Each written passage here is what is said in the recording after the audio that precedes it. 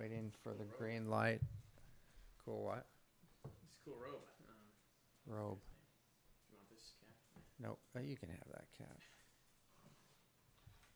Do you know where that's from? Souvenir. Where that reference is from? What is it?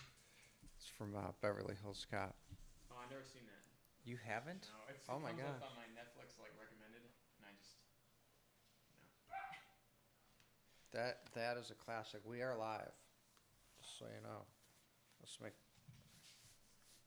check out your mic. Jumping the gun. Jeez. So you can put my phone here. Look at that. It's all in one spot. When we have an interviewer, we got a little tray. Am I unplugged? Shouldn't be. Check. Yeah. Are you unplugged?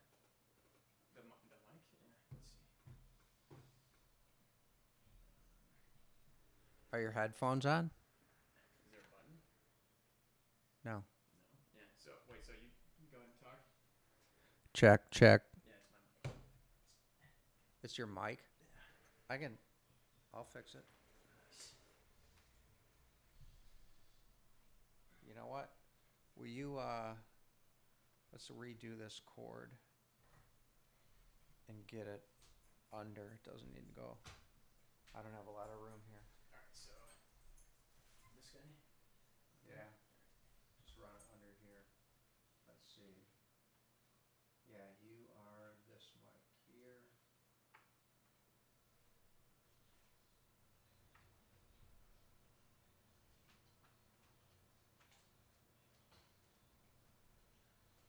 There's no noise, which is a problem. It's because my headphones are up. What's going on? Nice. There's still very little. These are definitely, yeah, that's much better. Oh, jeez.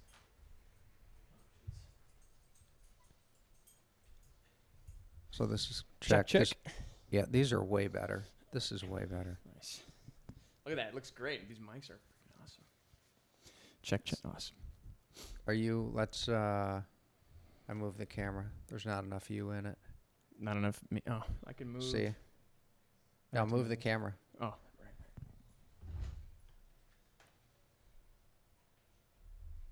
And just turn it on the. That's good. Your call.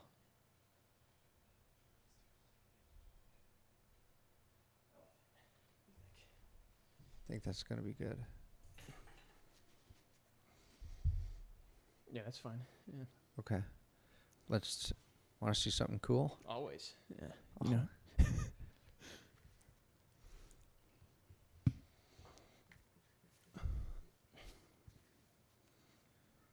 Or maybe I did this last time. Controlling. I don't think I saw this. Automated house. Oh, yeah. It's awesome. Yeah. You had Nest before Nest was a thing. I did. Yeah, it was becoming a thing. Yeah. All right. Did you log in with that password I sent you? No, because I didn't have a username, and I didn't want to bother you. So I was like, yeah. I don't know if it was your email or... I don't even know what it is because when I'm logged into Gmail, it just goes to it. Oh, automatically. That's all right. This one's going to be even better, though, so... And we won't... Oh, wait, are we live? We're live. Oh, nice. Hey, guys. We can how's it start going? over. We'll start over. We'll stop this one. Yeah. All right, gotta get back into the mic. We're yellow. We're, Right, we're not doing any remotes or anything. or getting Jordan Peterson or Alec Baldwin or, Right. Hey, you want to come to my house on Peppermill and What? Yeah. Who are you? and appear on an unestablished podcast and potentially embarrass yourself? Yeah, always. Yeah. Because we would love that. Everybody. So I was thinking, you mentioned something about when we weren't going to go to Thursday or if we do it once a week. You were saying something about like every day there's going to be something. Right. So I was thinking just if we're going to have subjects, you want to keep it topical. That kind of limits you to grabbing stuff from like Tuesday, Wednesday. So it's still fresh instead of like, Friday, which I think is when all like big news happens. Maybe it's superstition. Big stuff always happens on Friday. I think if it's, within 6 days, everything will be within 6 days. That's fine. Okay. Are you Yeah. talking about current events type stuff? Right, Something yeah. that might happen. Yeah. Trump does something stupid or any whatever. Yeah. Yeah. And that also though limits. Like if something more exciting comes up or a better topic, it's like, oh, we'll put that one on the back burner or. Well, you can always reschedule, like that Alabama day. We could say, you know what? All right. Yeah. Whatever we decide moving forward, if we decide that it's going to be a specific time once a week, which I actually think is best, and Yeah, then right. and you do ad hocs. So when they pass the abortion law, let's do this while it's hot. Maybe. Right. Hey, we're doing a 30-minute unscheduled, podcast because people, if this gets popular, I don't know if more people on like a Rogan or who's the other guy, the Rubin Report. Have you seen that? Yeah. My guy just did a interview there. You have a friend who did an interview with him? the guy that I idolize and I dream about. And that's who? Michael Malice, big fan. He just came out with a book, so he's doing like his book tour. Okay. Hitting all the big ones. But So we can talk about him in a sec, but no, it's I don't know if they get more live views or more downloads. I would guess more downloads. So because people watch the stuff on their time. yeah, like the best. It's the best is to just have it so when you want to watch it, like live stuff, like that thing that I subscribe to. I never watch them live unless Okay. it's like, oh, it just so happens to be this time, and it's very rare. I always am watching them the banked episodes. Yeah. Okay. And that's Michael Malice. No, that's just Compound Media in general, but I could show it to you later. You can check it out, like you see the platform. But Malice is one of the guys that works there. And for it's sure. all internet channel stuff. What do you mean? Like just basic? It's not broadcast. It's not. Oh no, it is broadcast. Yeah. But is it internet channel? Also, yeah, Okay. yeah. Sorry. So it's podcast, internet based, whatever. Right. Okay.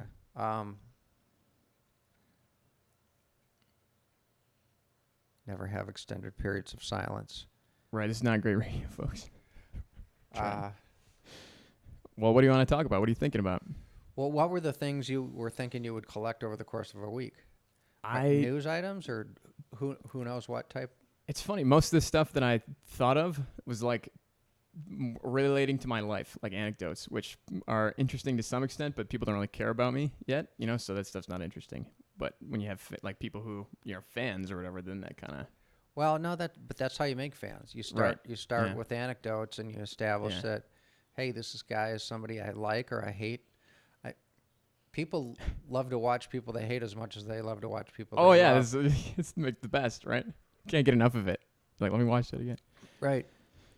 I looked at all the things that I had. It wasn't as many, but these are all things that I would potentially talk about if I were interviewed. So, Oh, cool. Do Well- you want to go through it or well, your tops? there's a lot of stuff on here that What do you? Is it? there's a lot of stuff missing. Yeah.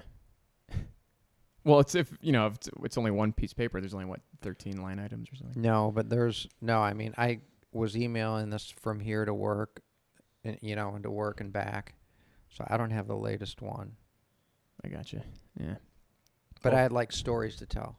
Right. Yeah, that's what I was thinking, and Like, that's fun, Like, I flew a plane back from Scranton, Pennsylvania to Detroit through massive thunderstorms. Oh wow, how's that? Never really having flown a plane before, and it's an interesting story. When was this? 1990 or 91. Okay. Yeah. Being at the winning game of the World Series, holding up George Bush on the golf course at Kennebunkport. Wow. Yeah, I got a lot of cool stories. Cool. Yeah. Yeah. And I thought,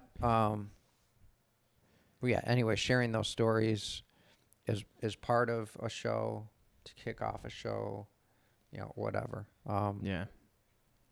That stuff's good when you run out of stuff to talk about. You got 2 pens there? Yeah. You want one? Yeah. This one, or I actually have 3. Those- This one's big. If you want it. I like these. Yeah, you want it? It's yours. Well, This one's bigger though. I don't know. yeah, I like the way this Yeah, there you go. this one's gonna write. It crossed my mind when I was picking the pens, what you would think of the pens. Not I kidding. like roller balls. Yeah. I don't. Still got to work the mic. Let's see. Yeah.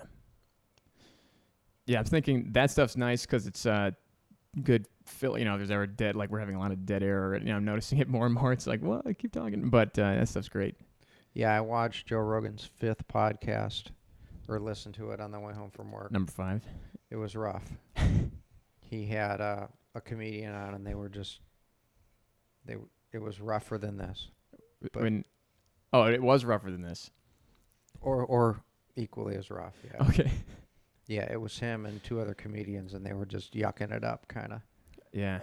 Comedians are interesting guests, I always think, because it's like they provide the entertainment factor, but now a lot of times they're kind of quieter than they usually are, just because of all the, you know, people getting fired. You say something, you know, you're not getting booked at my club, all this stuff. You think? I think it's been happening more lately.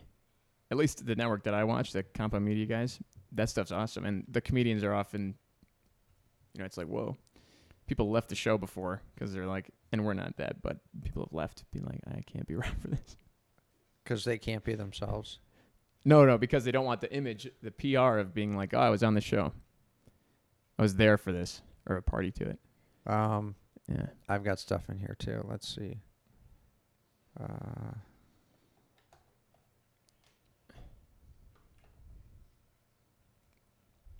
was also mostly thinking about just discussing how we would do the show, because right now we don't have any structure. It's just kind of like, Bring it on. I don't know. We need to develop some sort of an opening, right? So we have a opening and, like you said, an ending, whatever, sign off. Stay classy, San Diego.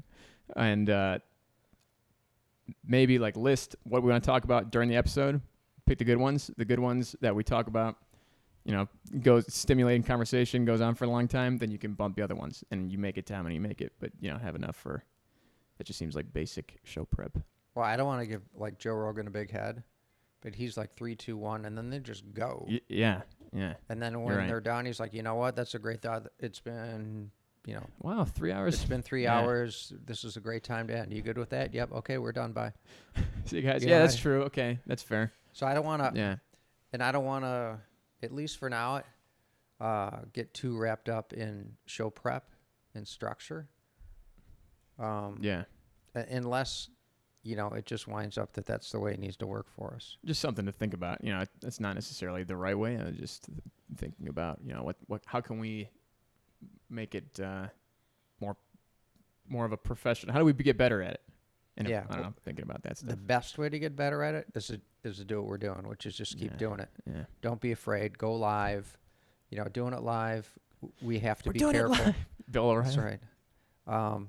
I don't like the idea of sitting here recording something, screwing around with it. We're live. It's on. Right. And we just start leaving them up. And that's the ballsy way to do it. Yeah. And you got to live with what you did. It's ballsy, but it's also going to force you to be your best, even when you're just getting better. Or expose you at your worst. So one of the things I thought of is, I think I told you one of the reasons I do this is, if I'm alone in the car, if I'm alone getting ready in the morning, if I'm talking all the time. Yeah. Most of what drives, well, at least probably 50% of what drives my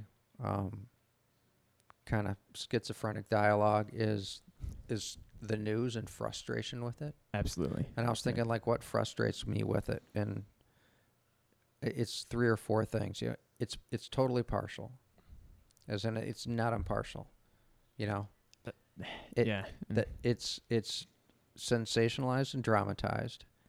It's always incomplete, and that's not entirely the news's fault because people have short attention spans, but it's always incomplete. But that sometimes lends itself to these a better gotcha story, because if you spend 10 minutes on a story, you're going to have to tell the entire story. And I can give a couple examples, and I will, and then the other sad reality is, what's news? So there's two parts to that. They need ratings. Yeah. They're in competition. If they're not selling ads, they cease. Right. That's yeah. Which gets to they're catering to an audience. Absolutely. Yeah. And if they do, like BBC is probably the best, just around the world, pretty dry, but here's what happened in the last 24 hours. And, U.S. cable network news, Yeah. people aren't interested in that, sadly. They want The ratings. They want the partiality. Yeah. They want, the 2 minutes. They want to see. Oh, yeah. And they want to see, if you want to see everybody agree on what's news, crash a plane, crash a train. If you have fire, destruction, anything like that that's on film. If you have a plane crash with one pilot and who walked I think Harrison Ford crashed his plane. Yeah, on a golf course. And he didn't get hurt, but Yeah. there was a picture of a mangled plane. Yeah, like upside down. Yeah. Everybody covered that plane crash. And it's also Tune Harrison in at Ford. 6. Yeah. Yeah, but if plane crash and you have footage, again, especially if it's flames, people tune in. Everybody. Yeah. Fire. Yeah, totally. It's a primal thing. You can't even control that. It's like, oh. And if they have the opportunity to say death toll, Yeah. they do. Right, a lot. You ever watch those? They totally exploit that. Yeah, and the death toll's only going to climb. Okay. The whole Like continues if to climb. we're watching, like if there's a ticker on who's dying, Yeah. it's always climbing, guys. Let's Come just on. have a death clock on this during the day. The whole day it just goes. How many people died today? It's tragedy every second. Yeah, you turn on it when you're going to work and you get home. You're like, wow, I made it through that one. Look at all this. Biology takes another toll. 10 died in the last 5 seconds. They're really putting in work. But that would get people to tune in. Hey, we've got a biology clock on how many people died. 50,000 people died in the last 5 days. And oh, by the way, that's the average every day, 365 days a year. Yeah, so are you surprised that you live this long now? Right, it's like, wait a second. Yeah. It's astounding. What was an example? There was a really good example.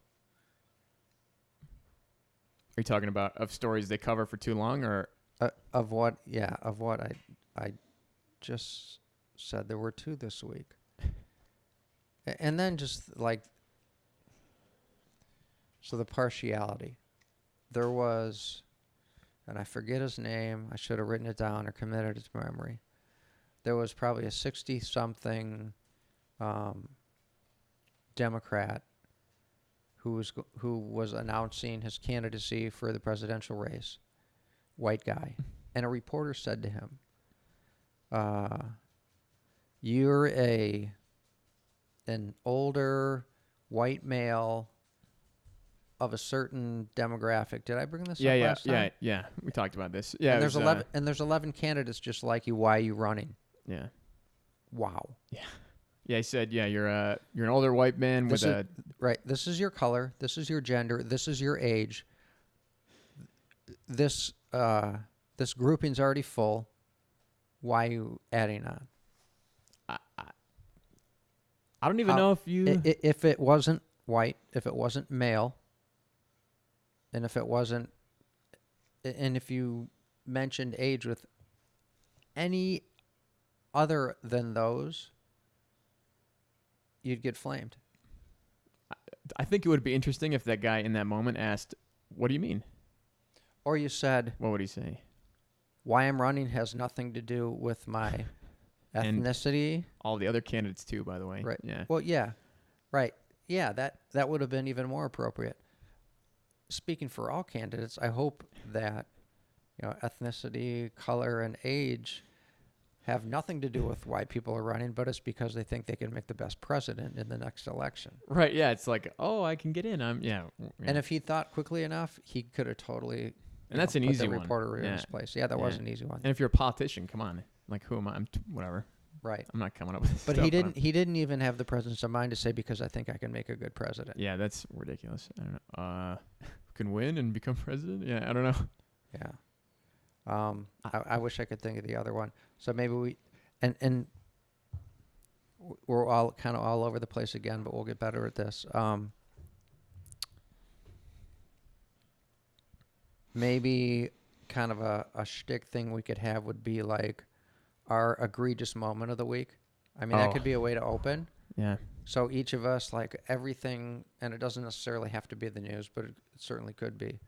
You know, what happened in the last week, the thing, your egregious moment, and maybe your victorious moment, and mine. Small victories, right? Yeah. Hey, I absolutely. saw, and you know what? You don't get many of them, and people don't.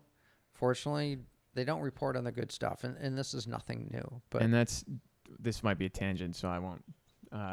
When you're telling me about the show originally, like your idea for it, it made me really happy that you said, and your good things, on top of whatever good things too, because it's not all, like you said, death and plane crashes and burning buildings or whatever. I think that's important, and there's not enough of it. So yeah, and that speaks more to, again, what keeps people tuned in.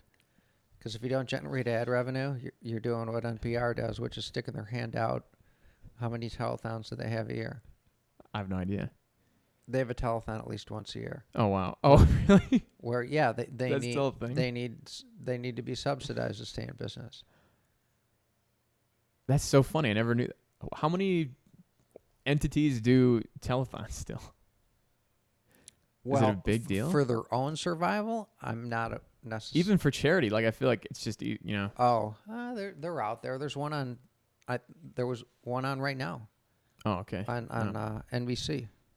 Oh, well, look at me, uninformed. It's the red nose. Yeah, that's the Walgreens thing. Yeah, I don't. Right? What's that for? I don't know, but Walgreens right near where I work, so I'm always going there to grab, whatever if I need anything. And it's like they're always trying to get this red nose. I'm like, I can't wear that. Why? I'd rather just donate the money and you keep the red ball. Oh, they were trying to sell you red nose. Yeah, trying to sell them, and I'm like, you just didn't have $1. I don't really want that. Had you heard of it before? Yeah, this is the second year that I've been aware that they've been doing it. I don't know how long it's been going on. Okay. So they had some heavy hitters, but yeah, they're out there. I mean, somebody took over. What was the Jerry Dean Martin and Jerry? Oh, I should know this too. Well, that's still going on. Sorry, folks. Yeah. March of Dimes, I think. Oh yeah, that's right. They're not like they were, but there's some on the radio. And anyway, they're out there. But they have their own telethon for themselves. So, not the most successful business model. That's right? so funny to me. It's like you might as well do the Wikipedia thing where it's like, hey, you just like a little top bar on the website. You just like click out of it. You're like, hey, donate whatever to help us stay up and running. You could do that, yeah. But they have their Well, thing. hey, if they keep doing it, maybe it works. So who am I? If Click and Clack were still on, I might donate. Do you know who Click and Clack are? No. They're called the Car Guys. Oh. And they're these two, Boston guys with thick Boston accents. And they ran a garage for the better part of their lives. Oh. And they started this show, and one of them passed away a couple of years ago, which I didn't even know. They kept running reruns. And it wasn't until somebody had like the same car problem, and I thought, this sounds really familiar. And I went on NPR, and anyway, learned that one of the brothers died. Oh. But absolutely just hysterical guys. And those accents. True actual brothers. Oh, cool. And they had been in the business of fixing cars, running garages, and so people would call in. And, hey, my car is doing this or not doing this, and they would walk them through it. And it was a good show. It's probably still on, 10 o'clock on Saturday mornings. That's funny. Check it out, maybe. I don't, those guys that I was working with, for what they'll always listen to NPR on the radio. It's like the whole day.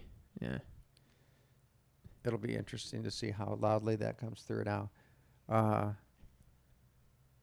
We went through on the site Did you see the little 2-minute deal I did on my phone? I just panned the room a couple of times. That's annoying because I have it set up to get notifications on YouTube. Well, that was a while ago. Come on. Oh, sorry, YouTube. So and I'll do it. I was just like, I did iterations, and it was the first kind of raw setup. But anyway, we've got our mics figured out. So yeah, aren't these nice, you guys? Check it out.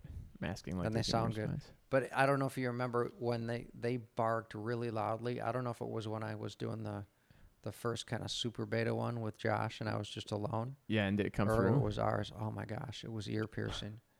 It was dogs. Almost painfully loud. But so. Well, we can work on that. Figure it out. So we're doing this from what had been my dining room, which is now the pool room. This is a pool table, and there's a window to my left. There's glass behind us. There's glass cabinets there. There's, this is not a sound-treated studio, so. I kept beating Chris at pool, so he decided to repurpose that's the right. pool table. This whole thing is a guise. Just to shame. To get out of shame for getting beaten at pool. But no, this is the only place that works as far as room and geography. And it's not the optimal setup, but here it is. Working for now, right? Yeah. I don't know. I kind of like it. Yeah, it's not bad at all. I showed it to a couple people at work, and they actually kind of liked the background. I mean, it looks nice. It's a nice room. It's just this corner. If you guys could see the rest of it, oh my God. The Rogan thing, they were just, the first one was, they looked like they were kind of in a studio. This fifth one they're just sitting on a couch. Like next to each other, or? Yeah. What? Yeah, it was kind of like, it was like Wayne's World. So weird. Do you remember Wayne's World from Saturday Night Live?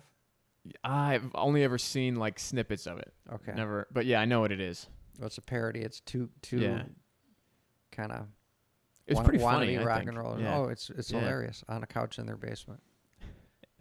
Maybe they plagiarized that. And now Mike Myers is doing like the Gong Show or something. I think. Really? That might be old news, but he was doing it as a character. So he's like under a pseudonym, being the host of the Gong Show. And do they actually do the Gong Show? Yeah, yeah. Is it? I don't know. This happened. This was like 2 years ago, I think, or a year ago. Does it hold its own? I didn't watch it. I just saw that story. Okay. I thought that was funny to me. Wow, that's surprising for Mike Myers. He's a funny guy. Right? He is pretty funny.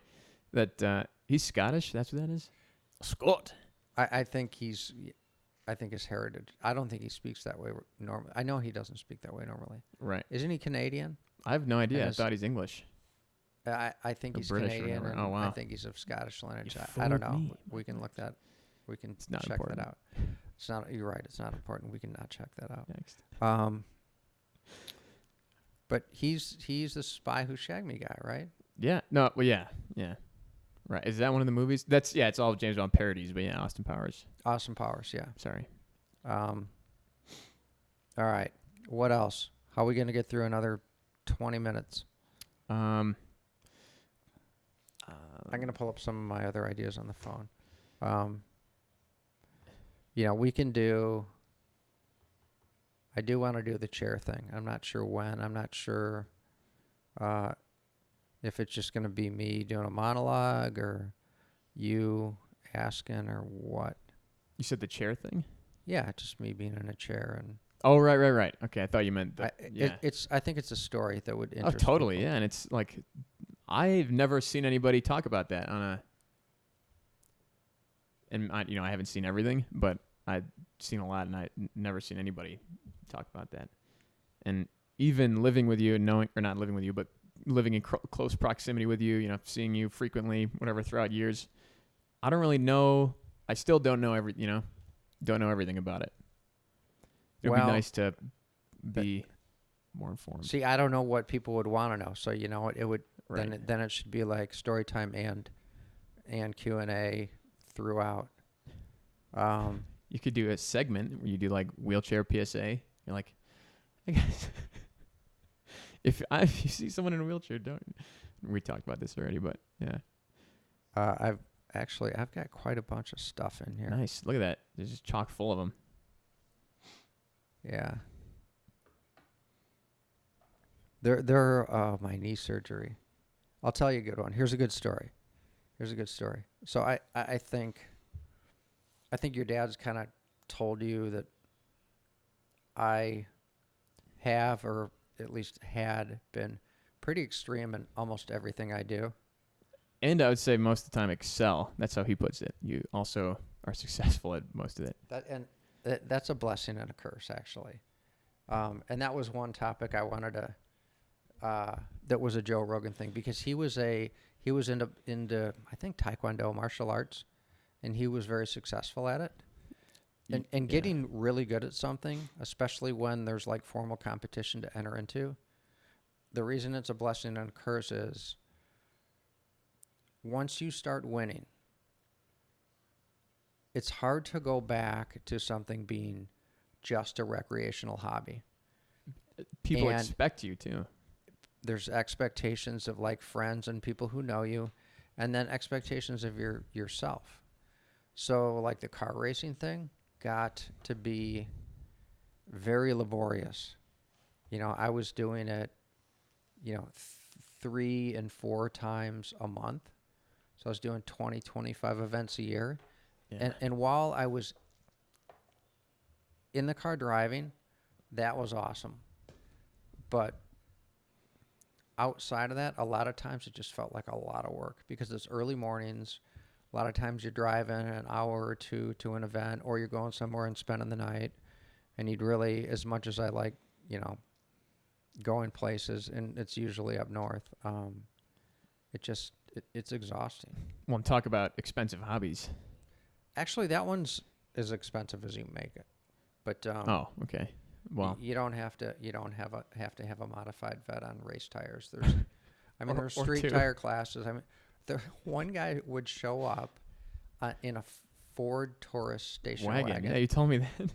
That's the funniest thing. On all-season radials, and this guy's just like, the car's completely leaned over. Their tires are screaming for their lives. It's just the funniest thing. Was it an old one too, or was it like kind of you kept it up? Well, I don't know. They haven't made. This is 5-6 years ago. Did he have cool decals? And he did not have cool decals. But they hadn't made Tauruses for probably at least 5 years before that. So, That's awesome. I love that. That to me is that's like a good thing. Like, that's great. Just go do it. And I'm mad at myself for not doing it. Even when I had that, the Challenger, which isn't an autocross car. No. But it would have been fun to have something that can kind of. Well, this street tire class, and people don't have a clue what we're talking about, so I'll keep it limited. Today's street tires are probably equivalent to what race tires were, say, 20, 30 years ago in terms of grip. Wow. So you go buy like a Miata, which is a really popular and good out-of-the-box, road racing car, and you throw street tires on it, and you're in a street tire class. Yeah. So it's a $20,000 car, $1,000 in tires, a roll of scotch or a roll of masking tape to put your numbers on the side of the car, you're good to go. Yeah, it's all you need, right? Yeah, you don't literally, you don't. That's it. You just use a Sharpie. Or the Focus ST. That was a hot car in its class for a while. I still see some of those around. Yeah, and that's a decent daily driver. So anyway, it didn't have to be expensive. But if it's whatever, something you love. We were onto it. Knee surgery. So wow. So what? Tangent. Just. Yeah. So knee surgery. This is. So this will let other people know kind of how I can be. So I blew my knee out skiing. Then I went to the hospital, and well, first I'll explain what happened. I had finished a run and was coming down and was just traversing a bunch of bumps to get to the chair. And I caught an edge or something, and it was a slow twisting fall, which is how you get hurt. You come down. Always. You come Yeah. down, just raging down through the bumps. You're like, whew. Right. Or you fall and you just blow out of your bindings and it's a yard sale. But those slow twisting falls when you get your bindings cranked up.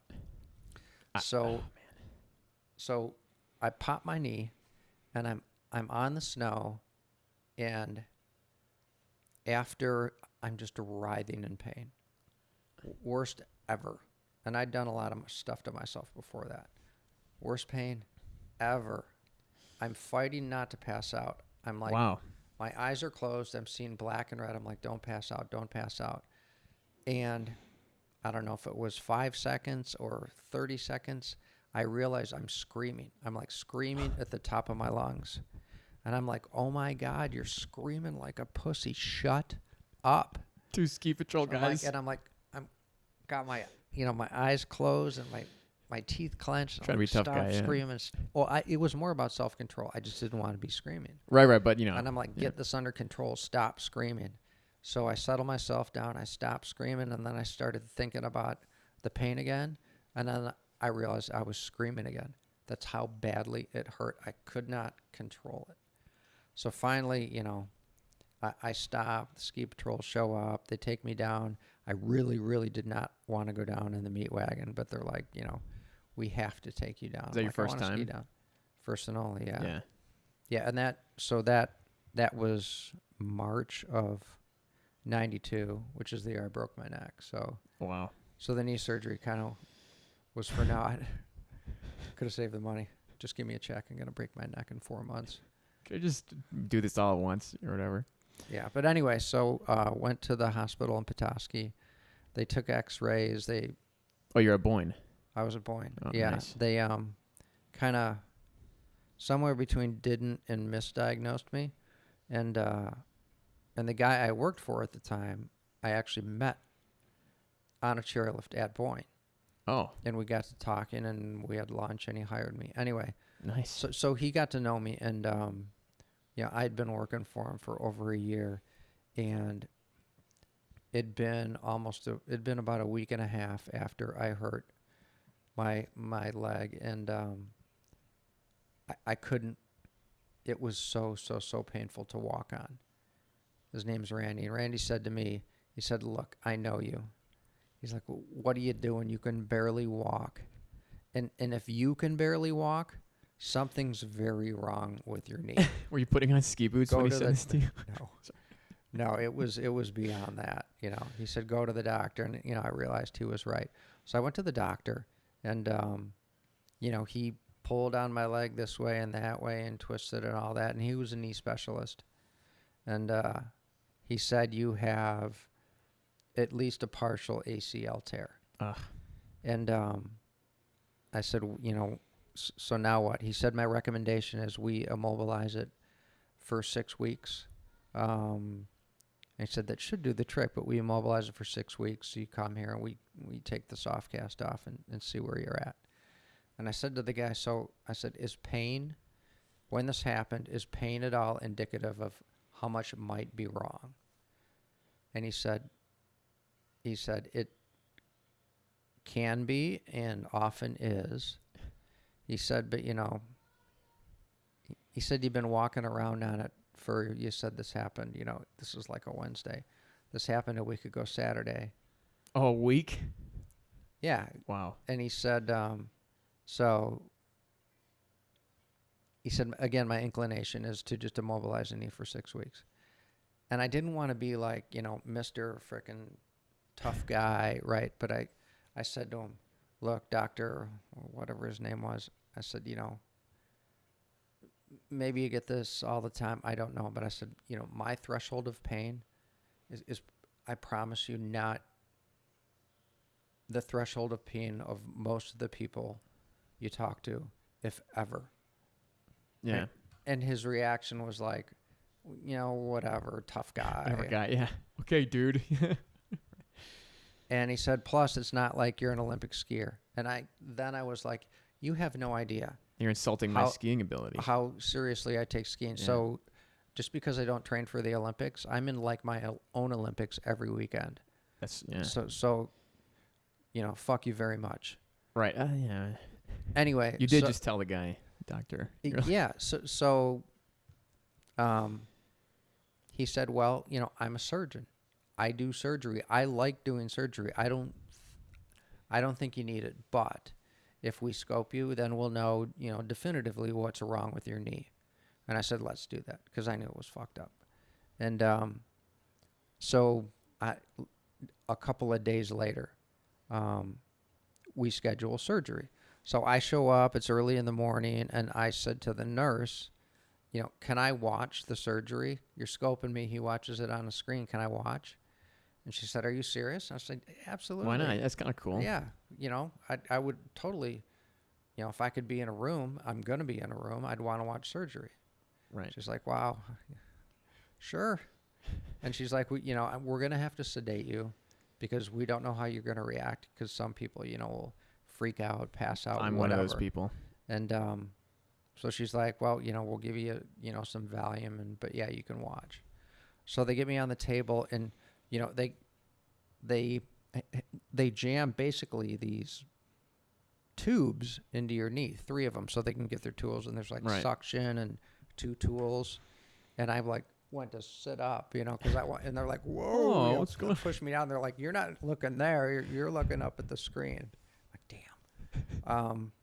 It's not every day you get cut open professionally, so yeah, why not? Like, come on, I'll get my money's worth. Right. So he they jam the instruments in. The camera goes in there, and this guy's eyes get wide as saucers, and he looks at me, and the look on his face said everything, and he's like, I totally didn't listen to you. And the first words out of his mouth were, well, we got a compound fracture. And I had completely popped off the entire top of my tibia. Oh my gosh. I think they call it so there's a bone and a bunch of marrow literally hanging out.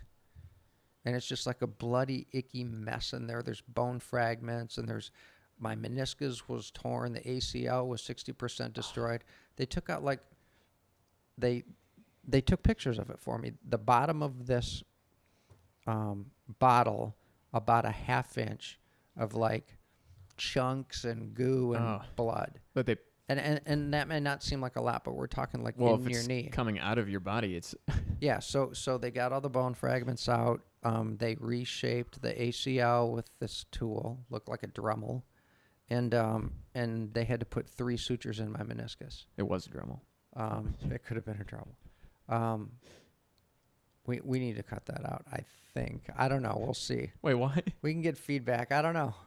Is that bad? I'm sorry. Well, it stops the continuity of the story. Oh, gosh. Which I think might lose I'm people. keep doing it. I don't know. Anyway, so you go, and there's a little recovery room, and they give you a spinal. So you can't feel anything. You can't move. So once you can wiggle your toes, they have you go to the bathroom. And once you do that, they know that everything's functioning, and they discharge you.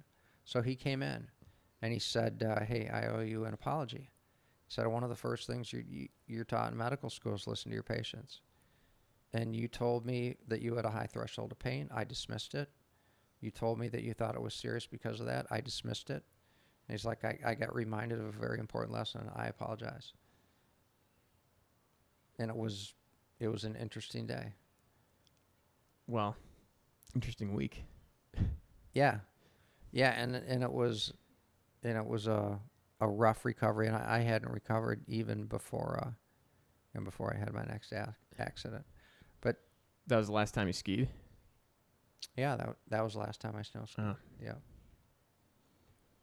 You going out with a bang? I'm not out yet. Oh yeah, hey, there you go. Have you tried the sit ski? Yeah. Can't do it. Yeah, I did. You hate it? What? It was okay. If it's something if I had never skied, or maybe not skied at the level that I skied before I got hurt, maybe it would have been something I would have enjoyed. But it was a painful reminder. I did my rehab in a place outside of Denver. So I think I skied twice while I was at Craig Hospital. And I went, there was a place near Grand Rapids that had a program, and I did that for a winter. And I went to Vail. I don't remember if it was once or twice. But I remember it was the last day, and I skied with an instructor, and I finished, and I was at, one of the bars, the Red Lion. I'm sitting at the Red Lion. I'm watching people come off the mountain, and I'm watching a bunch of people who were there, and they're, who am I to judge, but, kind of people who were there because, this is very judgmental, who weren't getting out of it what a real skier would get out of it. And I was watching these people, and I'm like, fucker, I hate all you. And I realized, I'm like, you know what, this is not a good scene. This is not good for me. Yeah, that's it's just tough. more of a painful reminder of what I'd lost than Yeah. something fun to do. I couldn't even imagine having to do that. Yeah. So. Yeah. I I don't mean to bring up pain. Well, yeah. So we don't need to delve into how shitty that was, because Yeah. some things you need to just compartmentalize and move on. So, but that's how that went. So yes, I tried it, and some things you just gotta let go. Yep. I mean that. Yeah. So is what it is. Yeah. I'm looking at my list. Oh, what'd you bring in, if anything? Long past. No, I just brought this so when you're telling your stories, I can write stuff down instead of interrupt you with my bits. Oh, I'm waiting for my wit. Uh-huh. Yeah, but whatever. It's fine. We're past that now. Okay. How far in are we? I don't know. It's Can we see? I wish that screen were a little bigger. Can you see that under the little green light there? See the little green light on the lower corner? You want me to check it? No, I can see it right here. I was gonna say. Oh, right.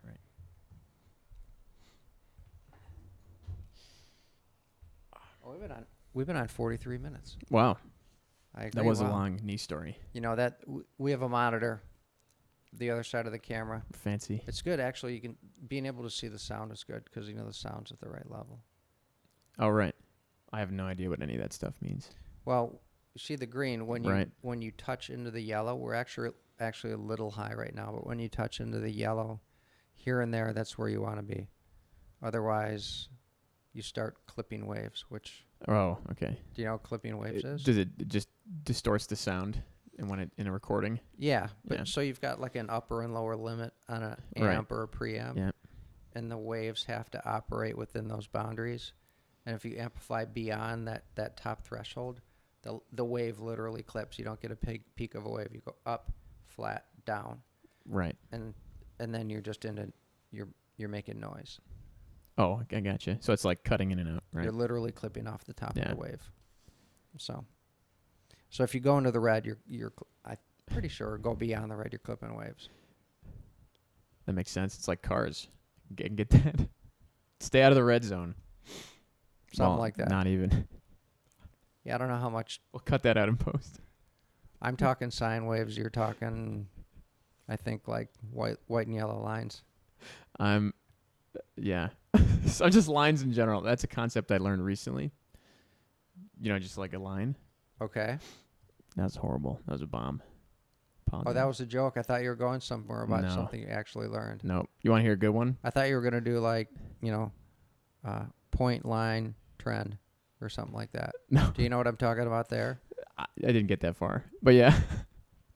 More or less. Statistics. Yeah. Yeah. 1 point, 2 point, 3 points. Yeah, I took 2 statistics class my whole life. And one was in high school, one was in college. That was it. I took 3, So so no big deal. you just lasted, yeah. Or I paid more attention. No, I actually got a great grade. It was because my fraternity brothers, I had 3 of them in that stats class at CMU. And it was like me and my 2 roommates, or maybe just one of them, it doesn't matter.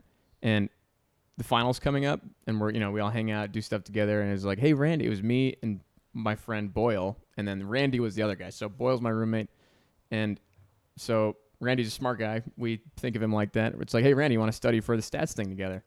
It'd be whatever fun, and you can help us. And he goes, no, I'm good. I don't want to, whatever he said. He wasn't being mean about it, but it was enough to set me on edge. And I was like, I'm going to get a better grade than you on that fucking exam. And I did. Because I wanted to taste blood. So was his response basically, I'm not going to tutor you? Yeah, that was more or less what he said. Right. Okay. Thanks for clearing that up. But it was like in a funny way, but then I had to be funny and respond by like, all right, I'm going to get a better grade. So you got a bigger A than him? No, I think he got a B actually. And I got maybe an A minus or something. Okay. But yeah, that was a great class. I like Great stats. professor. Actually, yeah, I think Stats classes, and I like stats. Stats tell good stories. it's also useful in life to know that stuff. Yeah. It's something that I find invaluable when you're in school. Otherwise, it's just hard to concentrate. Yeah. We have an audience. Ricky's still hanging with us. Hey, Ricky. He's sound asleep. His nose is getting closer to the floor. Slowly. We have 3 dogs. That was part of the consideration for going to a different kind of microphone. Anyway, I thought about doing a show on dogs, because to me, there's like at least a semi-symbiotic relationship between people and dogs, and the history of how dogs got domesticated is pretty neat. I don't know if you ever heard that. I am fascinated by it, and I always tell people about it because it's very interesting. Well, tell the audience. The way I understand it, that all happened, dogs, that from wolf is 10,000 years or something. But if I'm wrong about that, then it's not interesting, is it? Okay. We should fact check that. Where's Jamie? I took an anthropology class, and in that there's whatever segments on dog stuff, because you can learn about evolution that way. It's crazy how quickly you can change a dog just from picking, like, obedience is a common thing. Everybody wants that. Or domestic ability, like, you're not going to bite me in my house, that stuff. And it's interesting how those traits, the obedience trait, links with other stuff, like short legs and a shorter tail, and you, like, scruff your fur, different colors of fur. I think all that stuff's fascinating. What do you like about it? Well, now, do you know the history of how dogs came to have their relationship with man? Oh, you mean like how a wolf I have no idea. Sorry. That was so back when and I'm not going to do it service, but it'd be cool to have a show and have somebody know the complete history and then get into like the symbiosis between people and dogs, and because I think there's a lot to it. And actually I'm getting a little off the story, but there was something on the morning news that they did. One of the, I think, Scandinavian countries, they took 30,000 identical twins. So they had matched genes, and and they didn't get real deeply into it, but genetically predisposed to having an affinity towards dogs, which is kind of neat. But anyway, the story, as I learned it, in a very brief story, is when people were tribal, so you had, and I don't know if the tribes were 100 or 1,000, but you had basically, or less, but you had areas. Now this is more like, I don't know, I want to say, I don't know if it's, I don't know how long ago, but anyway. Over 10,000 years, I can tell you. Because like when you're going prehistoric Mesopotamia, stuff like that, that's a city. You're having dudes living in the woods. Okay. Yeah. So when there were, these small villages, there would be the outskirts of the village, and one of the things is that's where the garbage would go to. So I don't know at what stage dogs had developed at that point, from wolves. But anyway, so they would feed on the garbage.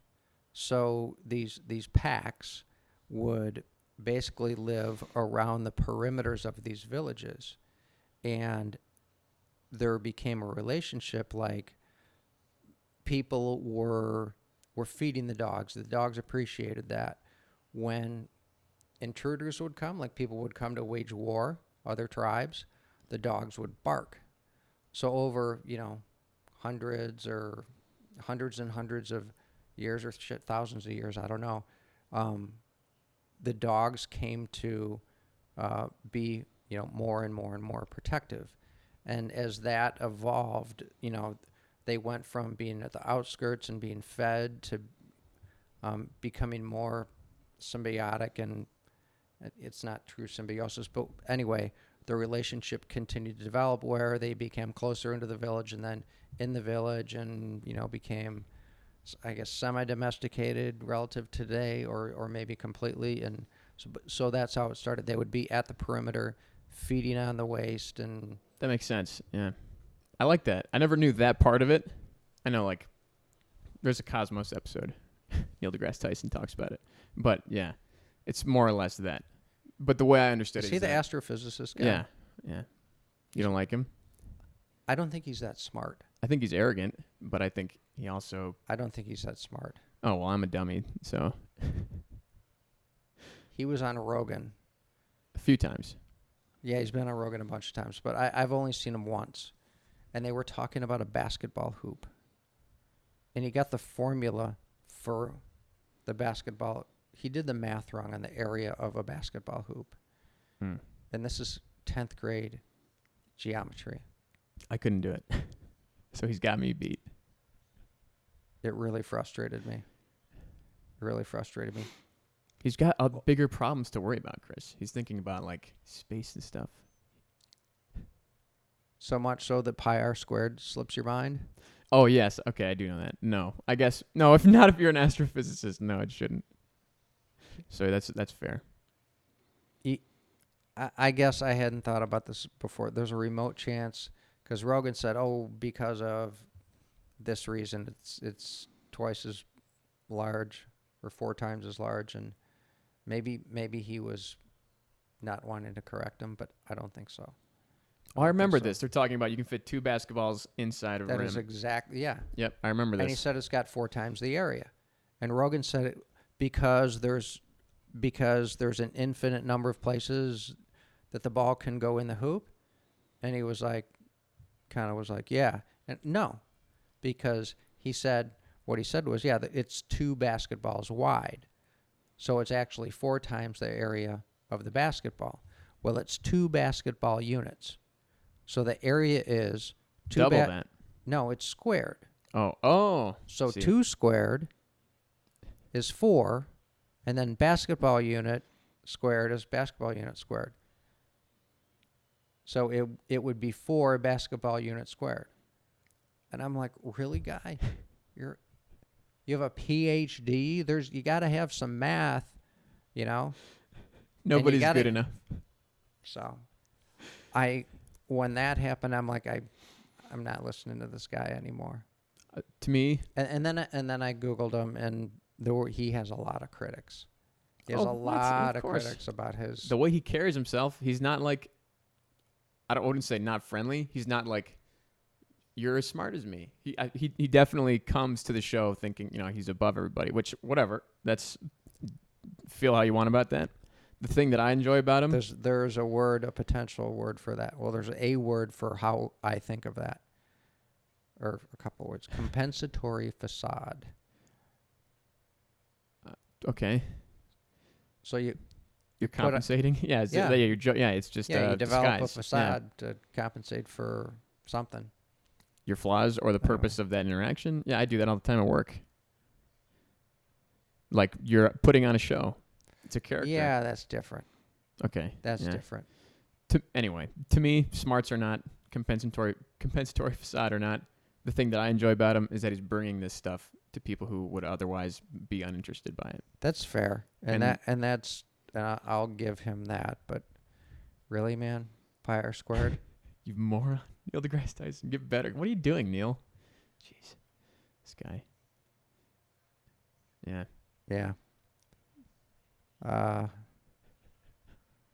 many bottles can you fit? Well, we have to make a circle, wouldn't we? Oh, well. On the tray? Forget that I asked. All right. What were we talking about before Neil deGrasse Tyson tangent? I don't know. Oh, dogs. Dogs. Anyway, it's really cool. Yeah. So I thought it would be neat to have somebody who's into, you know, The not equivalent of anthropology for dogs. yeah. Yeah. Well, yeah, it would be an anthropologist. Yep.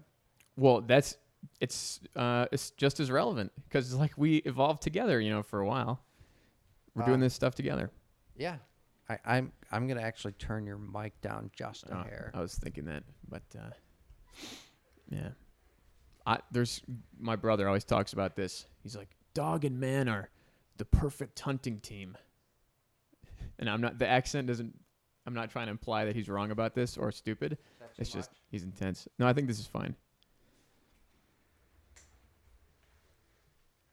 Can you tell a difference? It sounds a little bit quieter. Yeah, that's good. Yeah. Yeah, no, I mean, I think dogs are amazing. I think that there's a bond with people that goes way beyond pet. We could go the rest of the show talking about this, so tell me if you want to dismiss it. We go to something else. People treating other people's dogs as friendly when they can be strangers' dogs. Like, do you have any opinions about that? I'm not sure I follow. I have incredibly strong opinions. So, like, you're walking your dog on the street. You pass somebody. They're like, hi, dog. Like, hi, come here. Let me pet you and let me know, wow, a dog. That drives me insane. See, that wouldn't bother me. What are you doing? This is my dog.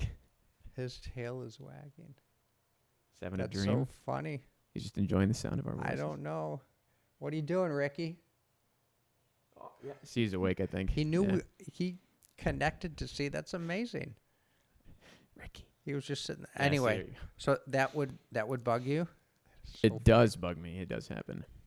And because somebody's messing with your... And you don't know how he's going to react. If I don't know who you are, and, whatever, there's 5 people in my family. Maybe you've seen my dog before, given. But if I don't know who you are and you don't know who I am, that means you don't know what my dog is like. And why are you being like a toddler with my dog? Yeah, you have a dog, though, that's... Yeah, he's unhinged. Unhinged. Uh-huh. And people go around, I think, under the presumption that if you're walking through a neighborhood, your dog's friendly. Okay, that's... And I would say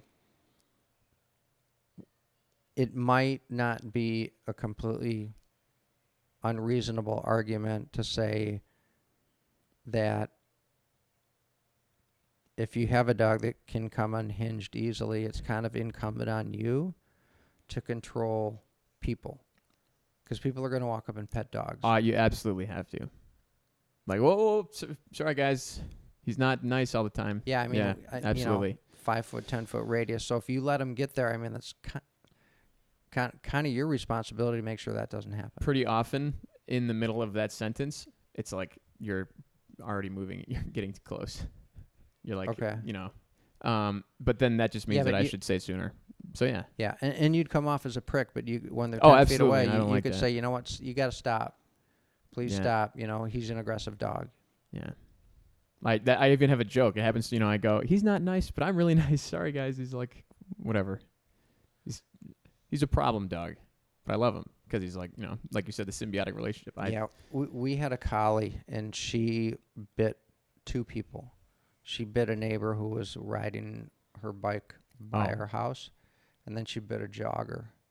So, and we let her run. I don't think you let Rowdy run, do you? No, he's got a fence. Okay. So this dog's name was Holly. And Holly, she had the run of the neighborhood, and we had to get rid of her.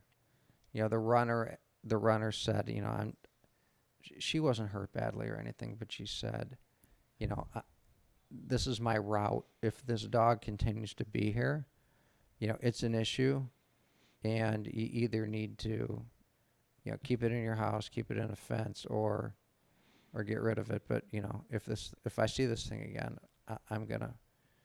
The only responsible thing for me to do is to call the police. Yeah, I don't know if she actually said those words, but anyway. Right. You can so Holly actually really did go to a farm, like the old story. Oh yeah, How old were you? And they told you? No, that's funny.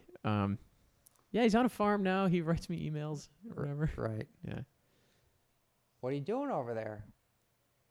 Startled. I think. He's jealous about Holly. He's like, who's this other dog you're talking about? Right. That was a long time Yeah. ago. She was a great dog. I mean, she was very protective and very loving dog. Just like Rowdy is, but he's the same way. And he's a border collie, not a collie Yeah. collie. Which, Yeah. super pretty dog. You know, collies generally aren't aggressive to people at all. And They don't look she like it. was. She was.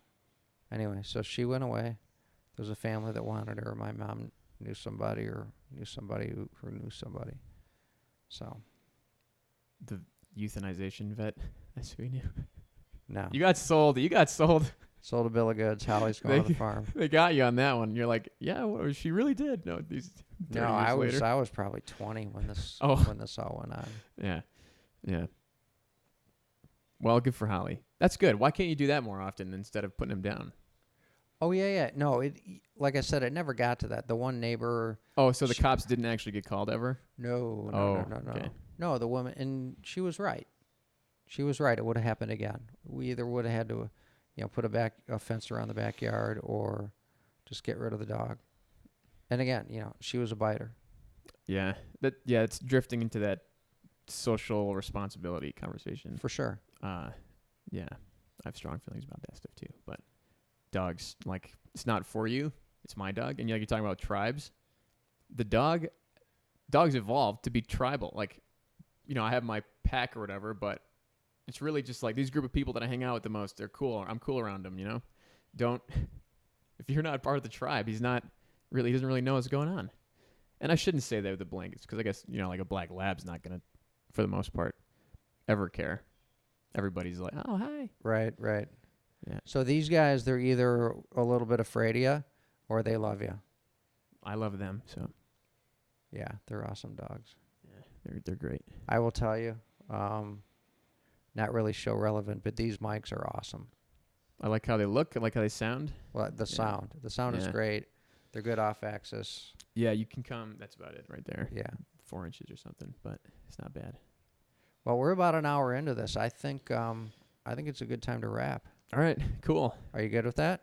Yeah, and next time I'll have a prop, Okay. and you can I veto failed to do the picture, but we didn't talk about anything just- topical, so Could have just had a picture of Lassie or something. could have. We didn't know we were Yeah. going to go down the dog route. Planning. Paper. There you All go. right. Thanks, folks. Over and out.